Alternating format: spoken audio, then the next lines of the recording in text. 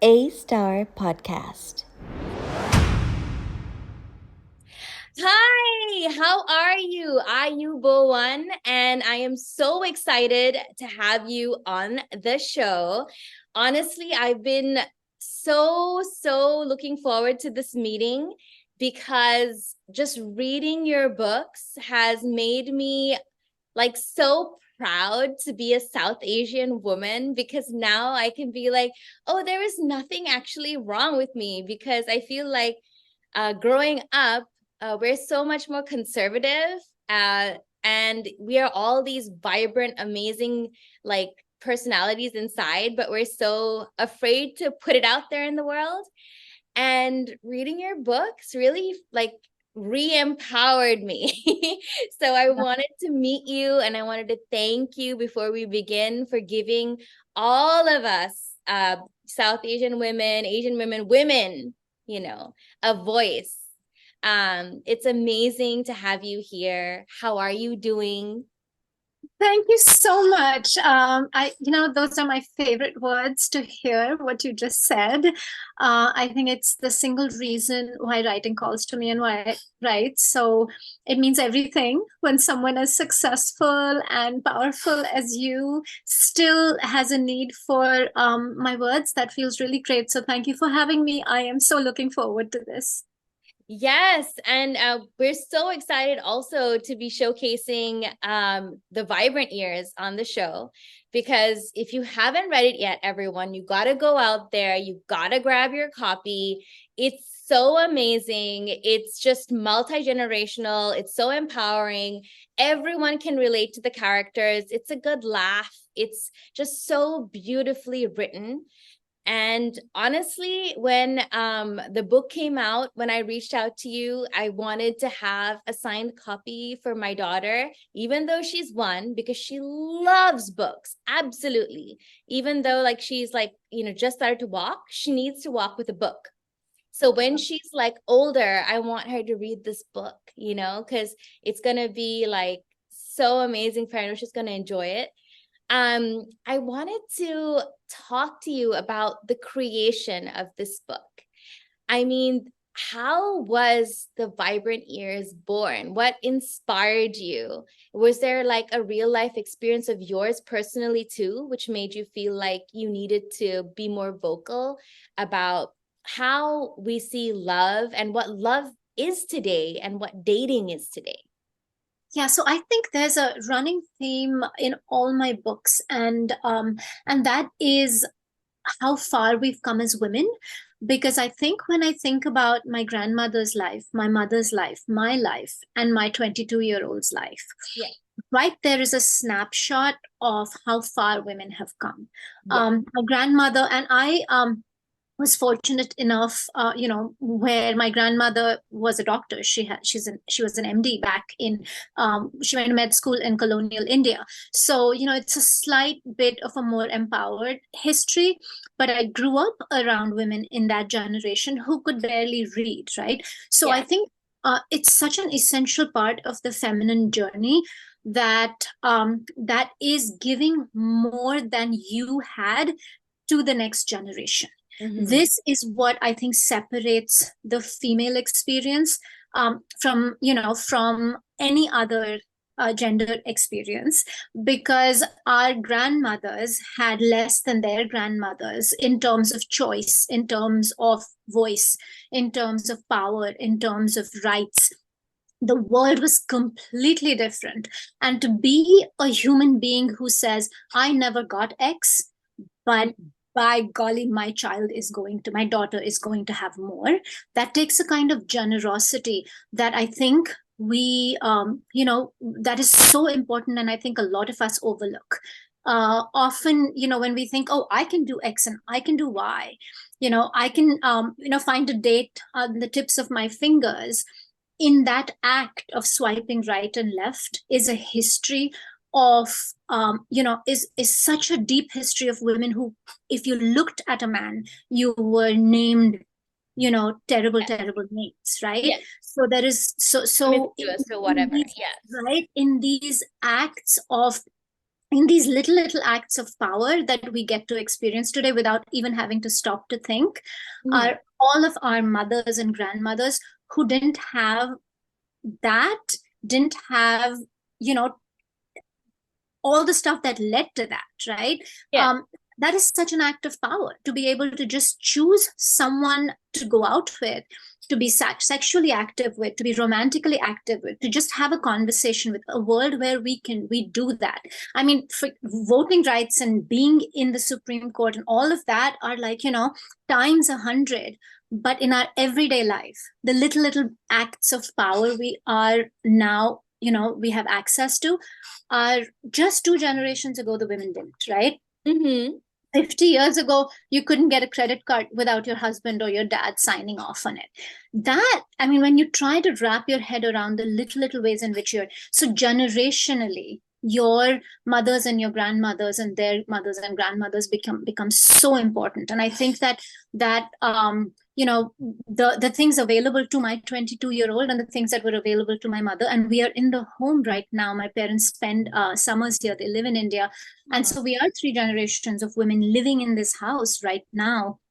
And there is, instead of there being, how dare she have more, there Yes. is so much of, you better make the best of what you have. And I kind of wanted to capture that. So I think and I think that's thematically across my books. Yeah. We have just as women, and what does that choice mean, right?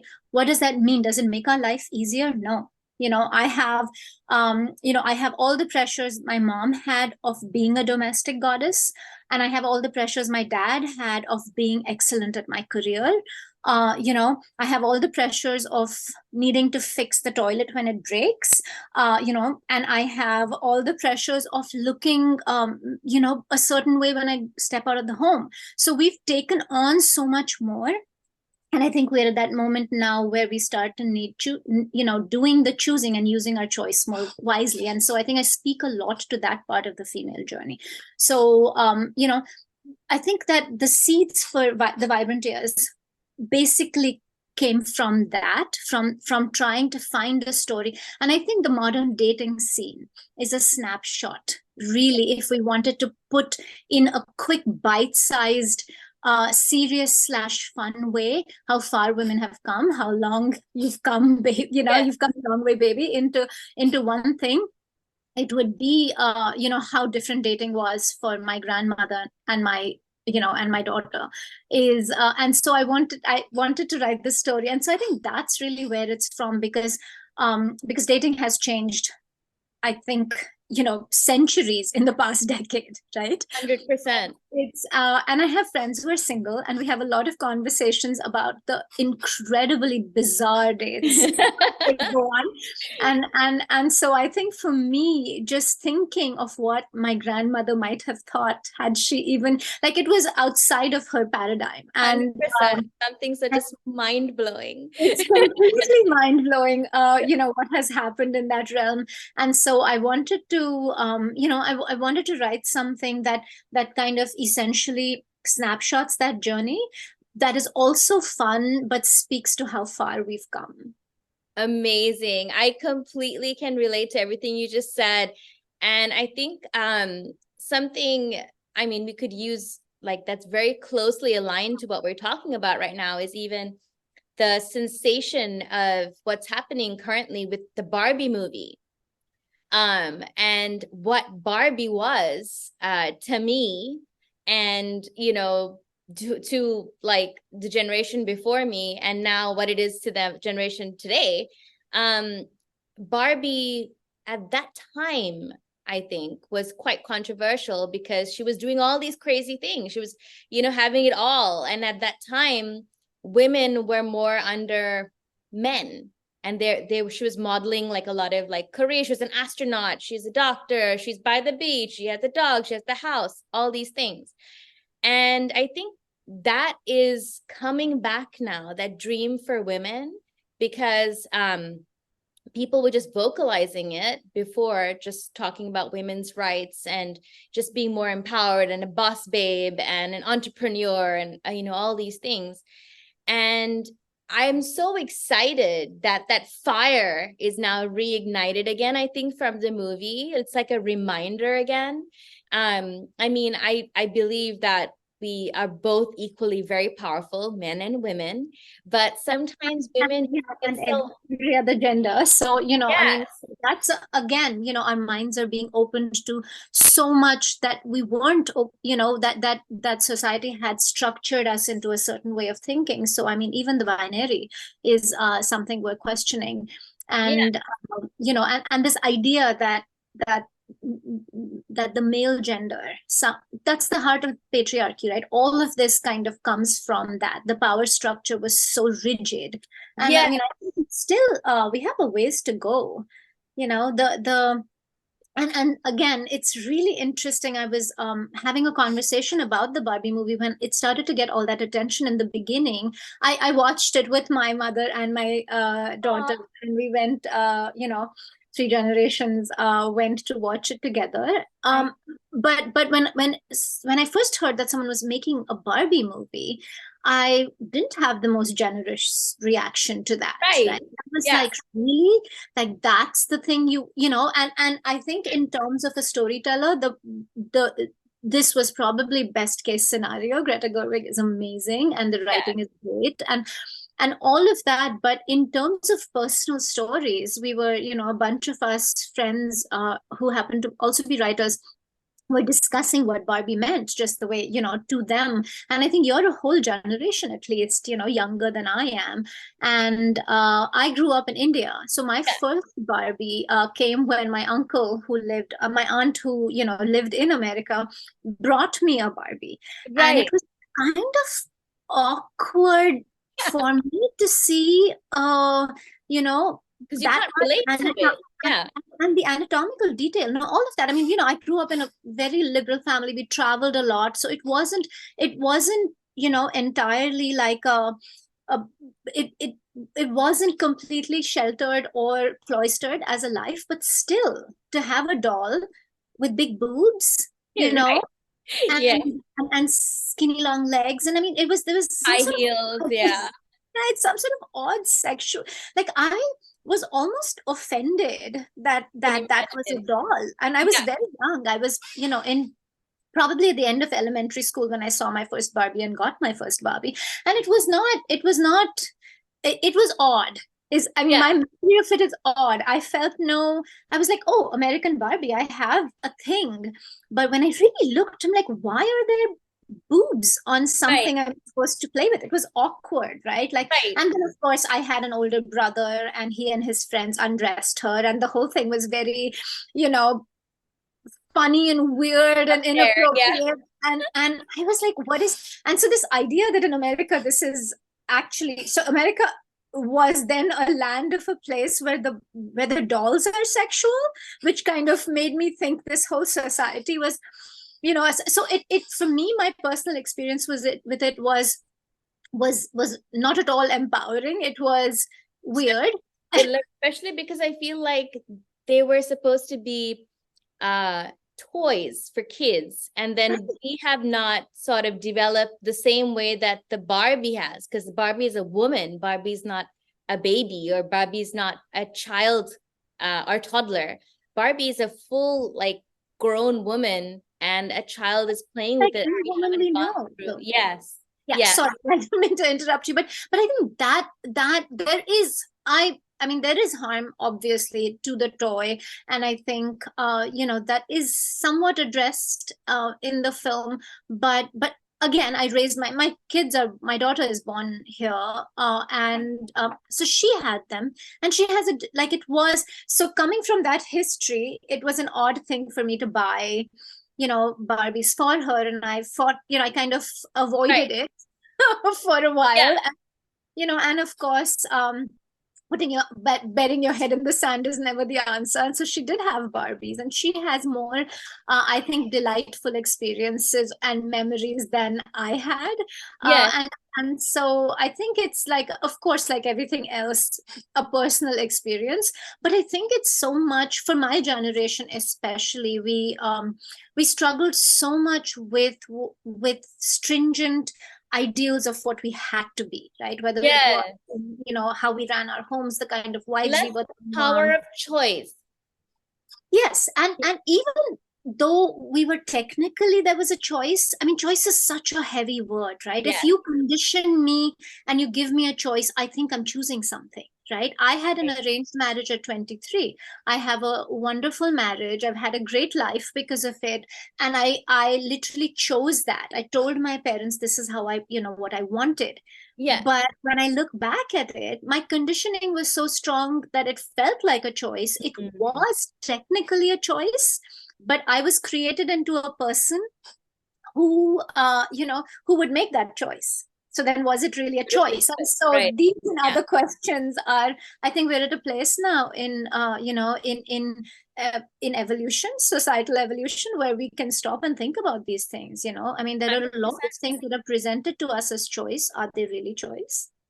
Yes, and I feel like also like just in general with people, um, I mean, you were speaking of your childhood in India. I was raised in Sri Lanka. Now we're both in America. Um, where sort of similarities are there between India. A lot of similarities are there between India and Sri Lanka as well. So you're raised with the fear of God, family, society. And then there's also when you come out into the big world, when you're like a grown adult, just fear of self. Like, will I succeed? Will I be okay, in so many aspects of life. And it's interesting because when you look at society today with social media, with just just like the mentality, the state of mind of people, it's more than um the need to communicate with each other, like verbally or um through just writing or something. A lot of people feel the need to show things through imagery, like that they're having a good life. They'd rather put a picture, which is beautifully set up, of them having, just for example, a cup of tea in this beautiful place, rather than writing to somebody or just calling someone and saying, hey, I'm having a great time and I just had like the greatest experience. And they need to have so many people to validate that image. And why do you think that is? Is that, what are they showcasing there? What are we as people showcasing today? Are we showcasing fear of God, fear of society, fear of self, loss of identity? How do you see it from, your beautiful mind? I would love to know.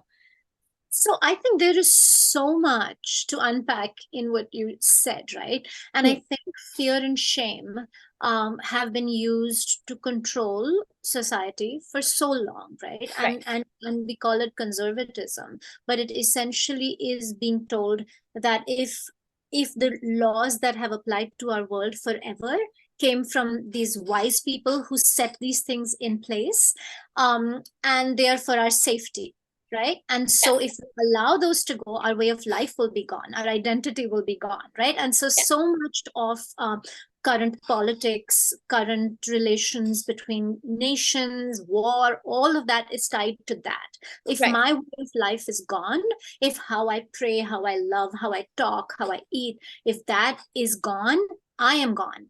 My Mm, generations are gone, right? And so it's all kind of tied to that. I think it also, in the female journey, is incredibly important to think about. Again, we say choice, that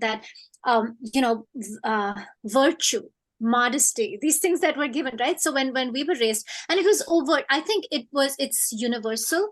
It yeah. is easy to identify in South Asian and Asian cultures, or in any non-Western cultures. It's easier to identify because we haven't figured out elegant ways to hide it.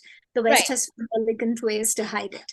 Yeah. So there is that whole thing. Now, social media, I think, is like everything else, a two-edged sword, right? Mhm. It has allowed, it has given voice to so many voiceless people, right? Yes.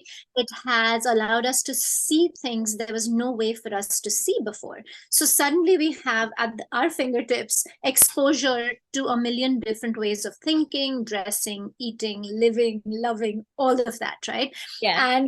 And it's filterless. It comes straight from the source. And so then the onus falls on us for how we're going to filter it ourselves, right? What we're going Right. to take to be true, what we're not going to. And the other piece of it, I think that's so interesting to me, is when we were younger, there was this phenomenon called child stars, right? Yes. So young, and as I am child, one of them. you I was 2 years wow, old. wow, was that your what was your film? Yeah, so at 2 years old, I started doing commercials. And then my first movie, like entrance into entertainment was when I was 8. I grew up, like I did my first major role as like a actual heroine was when I was 15. Wow. What can we watch? No, That I'll send you some. I'd love to know what you think. Yeah, I'll send you some movies. that's amazing. But so I mean, this becomes a little more sensitive because you actually have this experience, Yes, is that we always found that child stars struggled when they made the transition into youth and adulthood, right? They carried 100%. right they carried so much of that. So to be under a magnifying glass like that before you have developed the tools and the armor to do it, obviously, the mental illness that came from it and the struggles that came from it were this almost syndrome, right? Like there is a Unbelievable. large of child stars who suffered from addiction, mental health issues, all of that, because it for a child to have that spotlight on them is comes with a nakedness that you're not ready for at that age, right? Right, Now what we in the age of social media is we have put that spotlight on everybody, right? So all of our teenagers and children and adolescents are living out in a public spotlight the way only these a few like you were doing. So the struggles that you faced by being naked in the world, is are now faced by an entire generation. yeah. And it has to have something to do with our increased levels of struggles in Mhm. terms of mental. And so I think that is one side of it, because how does a child know that when they are watching someone else, who looks a certain way, who's having, like you said, tea in this beautiful setting, that's a moment, that is a staged moment in time. Even if it's not staged, that is Yeah, one moment in a person's life, right? To yeah, a child, that is life, right? To a person who's grown up and hasn't built the armor and hasn't had the life experience, that's how life is supposed to be. So then when my life, either I'm then only obsessed with my life being like that all the time, and that comes with the disappointment of that not being true and all of that, right? So you're almost growing in reverse. First you're making the mistakes, first you're thinking all these things that are harmful, and then you're growing up and saying, oh my god, I misunderstood, that's not life at all, right? yeah. No, the wisdom is happening almost in reverse.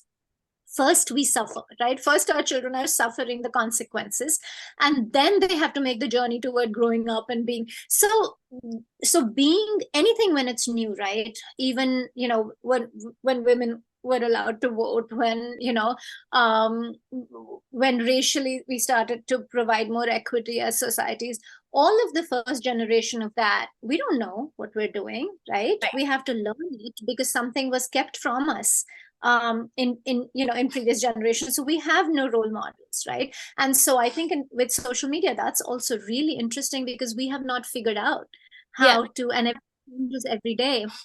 But that's my take on it. I think there's a huge upside. I think we all survived the pandemic in a better way than we would have if not for technology. Imagine if we 100%. were like, there was no way to have done it with minimal damage, and it's horribly maximum damage happened. I'm not minimizing that, but I'm saying Yeah, it would have been had far worse Made consequences, it I think. bearable. Yeah. I mean, and absolutely, people who lost our families, lost young people, and all of that is terribly tragic, and millions of people have died in the world. So true. But having said that, people were able to continue. There was a large number of people who were able to continue to work, able to continue to communicate, able to do all of that because technology and social media exists. So obviously there are huge upsides to it, Even but today, like we're able to talk today because, of technology. It bridges so much of a gap and allows us to have somewhat more of a, if our life was less full, it makes it more full. it does, and it does connect more. The things that the onus of dealing with the downside falls on us then, right? Yeah. If I'm able to connect with you by having a conversation, I still need to make the effort of, in my day-to-day life, having human contact, right? Yeah. And so exactly, if I'm learning more about things I would never have learned about, then the onus on me falls to make sure that I'm not being lied to, that to make sure that the things that look shiny, I put them in perspective. So it comes with, I mean, all great things come with responsibilities. And 100%. I think that applies exactly to social media too. I absolutely am enjoying my conversation so much with you. I just want to remind everyone, please go out there and check out all of Sonali's books. They're all amazing. The Vibrant Years is currently just selling out everywhere. It's such an amazing book. And what's even more amazing is Sonali and Mindy, as in Mindy Kaling, two amazing powerhouse women going out there in the world today, giving us Asian women, South Asian women identity, showcasing us when it's even the Mindy show, the Mindy Project. When we talk about that, it showcased us in a different way where she was so vibrant and just beautifully created. The character was so beautifully created. And then all of the characters you've created in the Vibrant Years are as equally colorful. And I wanted to ask you, wasn't that like an amazing experience for you to have that collaboration? Because you are literally, I don't know, I like two heroic twins in my eyes for us women, because it's so hard for us to have that place in America or even in the world, and you both conquered it. So was that like a dream collaboration? Thank you. Yes, absolutely. I mean, for one to have my name, for you to put that, on par is actually really lovely of you. But I really do believe it. You have no idea. I was so excited because like so many people have opinions of us, and like when they see us in society, they'll think like, oh, can they speak English? Or maybe they don't have a career, or maybe like they automatically assume it must be an arranged marriage. Like so many ideas. And we're not like that. And you both gave us this perfect way of not having to give an introduction to ourselves anymore. that's I that makes me so happy. I just want to say thank you and and end on that note.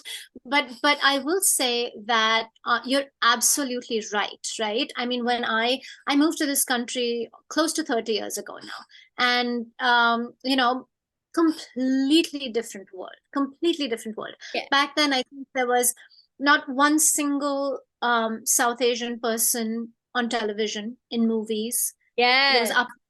Apu on The Simpsons, which was an abomination, but not Simpsons, but Apu and Simpsons being the Yeah. only, the only and the first. And such a different world, right? But it didn't happen by magic. I think the number of people who had to bang their head against that glass ceiling, and were bloodied by it is a lot, and we stand on their shoulders. But absolutely, I think this for me was really special for two reasons. The fact that Mindy picked my book to be the first book to launch her imprint. And one of it was that this was this was my post-pandemic book. And one of the things that happened for me, from the creative perspective, during the pandemic was me really grasping what humor brings to us, what humor in in our stories in our entertainment. I consumed copious amounts of stand-up comedy. I watched, all of the Mindy Project, The Office, as much comedic content as I could, because I think it was a time when we all needed to be reminded of not just laughter, but what is absurd about us, learning again to laugh at ourselves, because being that sad and being faced with something that tragic, makes us take ourselves seriously, right? When you're sad, you're really taking yourself seriously. And comedy is essentially about laughing at ourselves, right? Laughing at the human condition. And I will say that I survived the pandemic as mentally healthily as I did. I'm only talking about me. One of the huge things were the funny books I read, and the funny movies I watched, and the funny shows I consumed, and the funny things my children said to me, and the funny conversations I had with my friends, and the fact that we made each other laugh and we teased each other, and all of that, right? And so I knew, so as an artist, that was a time when I kind of knew that my next book was going to have my books always have like the cynicism, and the voice is funny, and conversations are funny, but I wanted you put your book down and laugh out loud. I wanted to make the effort to learn that part of the craft, and I think one of the people I learned that craft, of laughing at yourself, but from a place of power rather than a place of pathos, was something I saw across the board in Mindy's writing. And so I actually had like analyzed it, thought about why there are parts in the Mindy Project when you literally cry laugh, right? Because it's so embarrassing, yet it is so fresh and new and funny, and comes from a place, of not poverty porn that's always kind of thrust on our stories, right? But a power, and at the same time, not looking away from the absurdity, that is life. And so when I wrote The Vibrant Years, I was coming from there, and I had absolutely no idea that Mindy Kaling is going to start a publishing imprint. I had none of that. So those two things were entirely independent. So to have come from there, written this book, and having been influenced by her humor and the humor of many other amazing comedians, I to get that call was it was serendipity in a way that I don't think you can ever plan, and that just kind of defies everything. And so I think that